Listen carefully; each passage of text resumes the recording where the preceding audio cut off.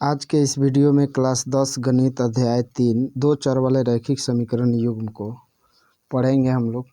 आज परिभाषिक रूप है, ये केवल जानकारी के लिए है, इससे कोई एग्जाम में मतलब नहीं है, जानना ज़रूरी है। कभी कभार ऑब्जेक्टिव सवाल इससे बनते हैं। ठीक है, चलिए शुरू करते हैं। दो चर वाला रैखिक समीकरण किसको कहते हैं? दो चर वाले रैखिक समीकरण युग्म। दो चर वाला रैखिक समीकरण यानी जिसमें दो चर हो, दो अंग्रेजी अक्षर का उपयोग किया गया हो, उसे दो चर वाला रैखिक समीकरण कहते हैं, जिसका घात जो है एक हो। ठीक है, दो चर वाले रैखिक समीकरण युग्म। युग्म का मतलब होता है दो, यानी दो चर में दो वो रैखिक समीकरण होगा तो उसको रैखिक समीकरण युग्म कहेंगे। दो चरों में दो रैखिक समीकरण एक रैखिक समीकरणों का युग्म कहलाता है। रैखिक समीकरण युग्म के व्यापक रूप क्या होता है? देखिए, a1x plus b1y plus c1 बराबर 0, a2x plus b2y plus c2 बराबर 0, जहाँ a1 a2 b1 b2 c1 c2 ऐसी वास्तविक संख्या है कि a1 square plus b1 square is not equal 0, a2 square plus b2 square is not equal 0 होना चाहिए। रैखिक समीकरण युग्म को ग्राफीय रूप में निरूपित किया जा सकता है और हल किया जा सकता है। रैखिक समीकरण जो है उसको ग्राफीय रूप में भी व्यक्त कर सकते हैं और उसको हल कर सकते हैं। हल करने के लिए दो विधि है, एक ग्राफीय विधि और एक बीजगणितीय विधि। ग्राफीय विधि में क्या होता है? देखिए, ग्राफीय विधि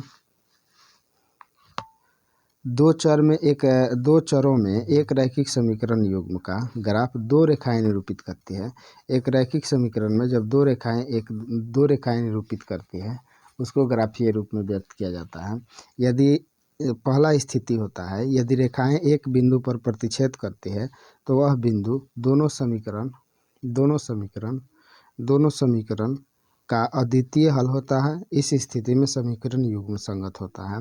जब दो रेखाएं ग्राफ खींचेंगे जब दो रेखाएं एक बिंदु पर प्रतिच्छेद करेगी तो उस स्थिति में अद्वितीय हल होता है और उसको संगत कहते हैं।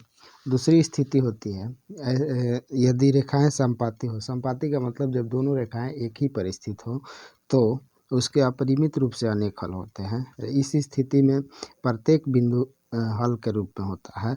इस स्थिति में समीकरण युग्म आश्रित और संगत होता है।